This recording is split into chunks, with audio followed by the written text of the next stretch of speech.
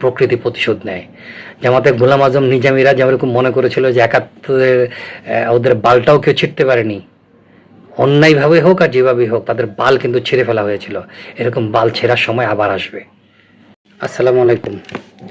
হাদির মৃত্যুটাকে যেভাবে গ্লোরিফাই করা হচ্ছে, আমি ব্যক্তিগত কিছু মতামত দিব যে আসলে হাদির মৃত্যুটাকে কতটুকু গ্লোরিফাই করা উচিত বা আমার মতামতে এটা কি করা উচিত ছিল।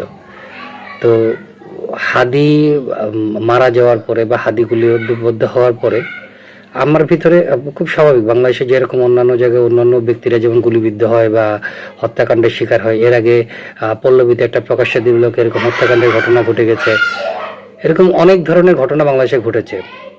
এর মধ্যে হাদিটার আসলে গুরুত্বটা কেন বেশি? আসলে হাদির মৃত্যুটাকে গ্লোরিফাই করার চেষ্টা করা হয়েছে বেদি। দেখুন, পল্লবী থানায় যে বিএনপির যুবদলের একজনকে হত্যা করা হলো প্রকাশ্য দিবালোকে, সেই হত্যাকাণ্ডের সেই ব্যক্তির জনসমর্থন বা সেই ব্যক্তির সাথে যতগুলো লোক আছে বা লোকজন সেই ব্যক্তি যত সহজে জোগাড় করতে পারতো বা জড়ো করতে পারতো বা তাকে নেতা মানতো, হাদিকে এর মনে হয় না যে 10 ভাগ না, মানে 50 ভাগের 1 ভাগ মনে হাদিকে নেতা মনে করতো বা হাদির কর্মী বাহিনী ছিল, সেই ব্যক্তির কর্মী বাহিনী অনেক বেশি ছিল। এত কিছু হওয়ার পরেও সেই ব্যক্তির হত্যাকাণ্ডকে গ্লোরিফাই করা হয় নাই বা সেই ব্যক্তির হত্যাকাণ্ড বাংলাদেশে আলোড়ন সৃষ্টি হয়নি। হাদির হত্যাকাণ্ড আলোড়ন সৃষ্টি হয়েছে, কারণ হাদির হত্যাকাণ্ডকে সরকার আলোড়ন সৃষ্টি করার চেষ্টা করেছে। সরকার চেয়েছে এটাকে নিয়ে আলোড়ন তৈরি করা হোক। আপনারা দেখেন, এইটার হত্যাকাণ্ডের পর সরকার কিন্তু মানে হত্যাকারীদের গ্রেপ্তারের ব্যাপারে মানে অনেক দায় সরাগাছের কাজকর্ম করেছে। সরকার চেয়েছেই যে এই জিনিসটাকে আস্তে আস্তে গুছিয়ে গুছিয়ে দেশের ভিতরে একটা অরাজকতা পরিস্থিতি তৈরি হোক। আপনি দেখেন, হাদি ইনকিলাব মঞ্চ সকাল থেকেই, অর্থাৎ হাদি আর মৃত্যু ঘোষণা করা হবে এটা চিন্তা করার পর থেকেই তারা একটা অর্গানাইজ ওয়েতে তারা বিভিন্ন জায়গায় কোথায় কোথায় হামলা করবে তারা একটা অর্গানাইজ করার সময় পেয়েছে। তারা শাহবাগে জড়ো হয়েছে, শাহবাগে জড়ো হয়ে তারা প্রথম আলোতে আক্রমণ করবে, সেটা অনেক আগে থেকে প্ল্যান করা। তারা ডেলি স্টারে আক্রমণ করবে, তার প্ল্যান করা। এরপরে তারা 32 নম্বর যাবে, তারপরে আরও বিভিন্ন ঘটনা ঘটাবে, এটা প্ল্যান করা। সরকার তাদেরকে প্ল্যান করতে দিয়েছে। কারণটা কি? সরকারের এতে সুবিধাটা কি? হাদির মৃত্যু আসলে বাংলাদেশের মানুষের মানে তেমন কোনো ক্ষতি হয়নি, কারণ হাদির মৃত্যুটা হয়েছে বাংলাদেশের মানে আইন শৃঙ্খলা পরিস্থিতি খারাপ এরই একটা অংশ হিসেবে। হাদিকে যদি বাংলাদেশের আইন শৃঙ্খলা পরিস্থিতি ভালো থাকতো, হাদির কি এভাবে মৃত্যু হতো বা এভাবে মৃত্যু হওয়া সম্ভব ছিল? হাদির আশেপাশের লোকজন হাদিকে হত্যা করেছে, এই দিকটা কেউ গুরুত্ব দিচ্ছে না। তারা ছাত্রলীগকে দায়ী করছে। এই ছাত্রলীগের যে ছেলেপেলেগুলোকে দায়ী করা হচ্ছে, এই ছাত্রলীগের ছেলে তো ফরহাদ, সাদিক কায়েম। মানে আপনি সাদিক কায়েমকে, ফরহাদকে আপনি কি বলে যেন ফ্যাসিলিটি দিবেন, আর হচ্ছে যে এই ছেলেটাকে মানে ফয়সাল নামে ছেলেটাকে আপনি ফ্যাসিলিটি দিবেন না? সে তো জামাত শিবিরের লোক। হাদির আশেপাশে থাকার সুযোগ একমাত্র জামাত শিবিরের লোকদেরই ছিল, কারণ হাদি ছিল জামাত শিবিরের একটা অংশ। দেখুন, যেদিন আওয়ামী লীগকে নিষিদ্ধ করার জন্য যমুনাতে ইয়েতে যায়, যাওয়ার পরে যখন এক সাংবাদিক প্রশ্ন করে যে মানে আওয়ামী লীগকে নিষিদ্ধ করা হয়েছে ফেসিস্ট হিসেবে বা হত্যাকারী হিসেবে, গণহত্যাকারী হিসেবে, তাহলে জামাতকে কেন করা হচ্ছে, করার ব্যাপারে তারা কেন দাবি জানাচ্ছে না? তখন হাদির উত্তরটা ছিল এরকম যে আমরা এসেছি আওয়ামী লীগকে নিষিদ্ধ করতে, আমরা জামাতের ব্যাপারে কেন কথা বলবো না। মানে বিষয়টা হচ্ছে এরকম যে হাদিরা মানে একটা প্রোপাগান্ডা নিয়ে সবসময় কাজ করেছে। তারা কখনোই দেশের মানুষের প্রোপাগান্ডা নিয়ে কাজ করে না। সে যদি দেশের মানুষের প্রোপাগান্ডা নিয়ে কাজ করতো, তার মুখে আমরা শুনতাম জামাত শিবিরের অর্থাৎ জামাত ইসলামী নিষিদ্ধের ঘোষণা আমরা শুনতাম। জামাতের নেতৃবৃন্দর বিরুদ্ধে জুডিশিয়াল কিলিং হতে পারে, কিন্তু এরা যে অপরাধী ছিল, 71-এর মুক্তিযোদ্ধাদের ভূমিকা যে বাংলাদেশের স্বাধীনতার বিরুদ্ধে ছিল, সেটা হাদির মুখে আমি শুনিনি। হাদি ওদেরকে গ্লোরিফাই করার চেষ্টা করেছে। হাদি কাদের মোল্লাকে নিয়ে গ্লোরিফাই করার চেষ্টা করছে। যেই কাদের মোল্লাকে মারা হয়েছে, সেই কাদের মোল্লা যদি কাদের মোল্লা নাও হয়, কাদের মোল্লার অন্যায়টাকে সে তুলে ধরেনি। সেই কাদের মোল্লা, অর্থাৎ যে কাদের মোল্লা কসাই কাদের মোল্লা ছিল, সেই কাদের মোল্লার অন্যায়কে সে কসাইকে তুলে ধরেনি। সে তুলে ধরেছে শেখ মুজিবের কি বলে যেন অন্যায়, সে তুলে ধরেছে মুক্তিযোদ্ধাদের অন্যায়, সে তুলে ধরেছে এইসব মানে ভারতের অন্যায়। আরে ভাই, সব অন্যায় তুলে ধরো না। তুমি যদি সত্যিকার অর্থে যদি ন্যায়বান হও, নীতিবান হও, তুমি তো সব অন্যায় নিয়ে কথা বলবা, তুমি তো একদিকের অন্যায় নিয়ে কথা বলবা না। তারপরে যেটা ঘটলো যে আমরা দেখতে পেলাম হাদির মৃত্যুকে কেন্দ্র করে এখন যে বিশাল কি বলা যায় যে একটা গণজামায়াতের আয়োজন করা হলো এটা সরকারের পক্ষ থেকে, অথচ হাদিকে বাঁচানোর জন্য এর কিছু করা দরকার ছিল না। শুধুমাত্র আইনশৃঙ্খলা বাহিনী অ্যাক্টিভ থাকলে হাদির এই ঘটনাটা ঘটতো না।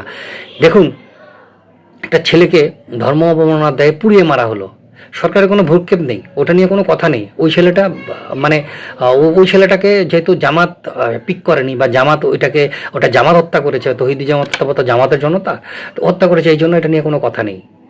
কথা হচ্ছে হাদি হত্যাকাণ্ড নিয়ে। আপনাকে হাদিকে ভালোবাসতেই হবে। আপনি ফেসবুকে হাদির হত্যাকাণ্ড নিয়ে একটা একটু নেগেটিভ মন্তব্য করেন, অথবা হাদির হত্যাকাণ্ডকে বা হাদিকে নিয়ে আপনি একটু কোনো কথা না বলেন, অন্য কি ঘটনাকে নিয়ে বলেন, আপনি প্রধানমন্ত্রী বলেন, ডেলি স্টার নিয়ে বলেন, ছায়ানট আক্রমণকে নিয়ে বলেন, এগুলো যদি আপনি বলেন, অথবা ওই যে ছেলেটাকে পুড়িয়ে মারা হয়েছে সেটাকে যদি আপনি গ্লোরিফাই করার চেষ্টা করেন, আপনি হাদিকে কেন ভালোবাসবেন না? হাদিকে আপনার জোর করে ভালোবাসতে হবে। জামাতিদের কথা হচ্ছে যে জামাতিরা যা বলবে তাই আপনাকে করতে হবে। আপনি শুধু যদি জামাতিদেরকে ভোটটা দেন, তারপর আপনার জীবনটা কি হবে আপনারা চিন্তাও করতে পারবেন না। হাদির বোন এবং ভাইদের আচরণ দেখে আমার কাছে মনে হচ্ছে যে তারা সেই হাদিকে হত্যা করা বা গুলি করার পর থেকে তারা একটা প্ল্যানের মধ্যে আছে। হাদির বোন নির্বাচন করবে, মানে কি একটা মজার ব্যাপার। আমার তো মনে হয় হাদির বোন শেষ পর্যন্ত জামাতের পক্ষ থেকে, অর্থাৎ জামাত তাকে সমর্থন দিবে নির্বাচন করার জন্য। তারপর মেডিকেলের ডিজাইনে মির্জা আব্বাসকে পরাজিত করে তারা বলবে যে জনগণ হাদির প্রতি মায়া বা দিকে, অথচ হাদির বোনের তো ভোট নেই, হাদির নিজেরই কোনো ভোট নেই। এখন আসলে এই হাদির মৃত্যুটাকে নিয়ে সরকার যেটা করছে, বাংলাদেশের রাজনীতিবিদরা যেটা করছে, এটা একটা ভুল। কারণ হাদির মতো এরকম অনেকগুলো হত্যাকাণ্ড বাংলাদেশে ঘটে গেছে। এটাকে মানে কোনো ধরনেরই মানে এগুলো নিয়ে সরকারেরও কোনো মাথা ব্যথা ছিল না, কারো কোনো মাথা ব্যথা ছিল না। আওয়ামী লীগকে দায়ী করবে কে? আওয়ামী লীগকে দায়ী করবে হচ্ছে যে জনগণ। আওয়ামী লীগকে ঘৃণা করবে জনগণ। সরকারের দায়িত্ব কি? সরকারের দায়িত্ব আওয়ামী লীগের সেই যে সন্ত্রাসীটাকে গ্রেপ্তার করে আইনের আওতায় নেওয়া। সরকার কি তা করেছে? এখন পর্যন্ত করেছে? তার বাবাকে গ্রেপ্তার করে, তার বন্ধুকে গ্রেপ্তার করে, তার বউকে গ্রেপ্তার করে, কিন্তু আসল ব্যক্তিকে গ্রেপ্তার করতে পারে না। কারণ আসল ব্যক্তিকে সুন্দর সেভ এক্সিট দিয়ে দিয়েছে, অথবা কেউ সরিয়ে দিয়েছে। মানে জিনিসটা হচ্ছে এই রকম যে মানে হাদিকে নিয়ে যে ঘটনাটা ঘটেছে সেটা সেফ রাজনীতি।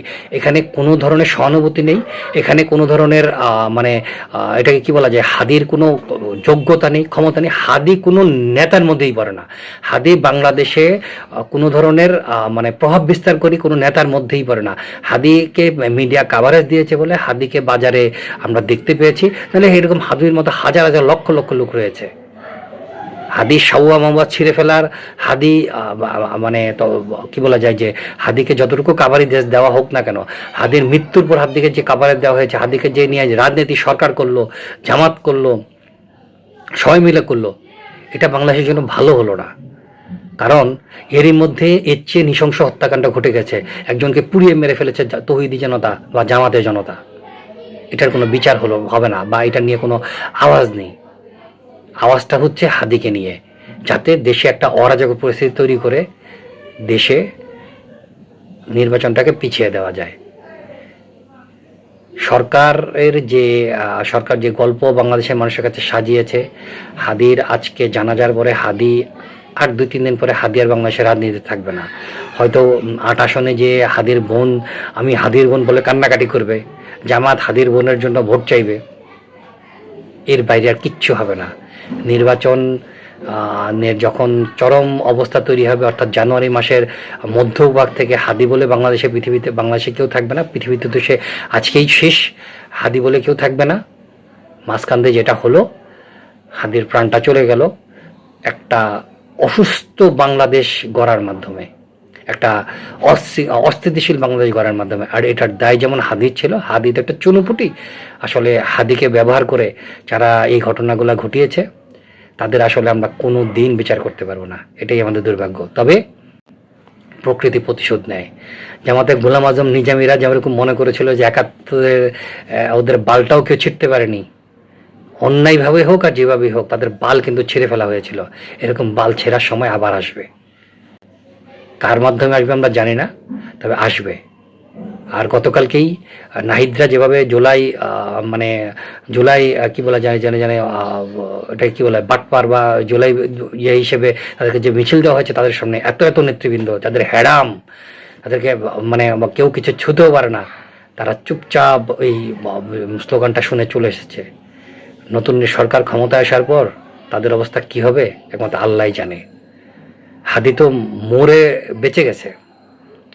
হাদিকে তার পরবর্তী মানে কি বলা যায় যে যে রাজনৈতিক প্রতিহিংসা বা রাজনৈতিক প্রতিক্রিয়া সেটার মধ্যে পড়তে হয়নি, কিন্তু নাহিদ, আসিফ, হাসনাত, ওই নাসিরুদ্দিন পাটোয়ারি, যেই সব বাটপারগুলো রয়েছে ওদেরকে কিন্তু পড়তে হবে।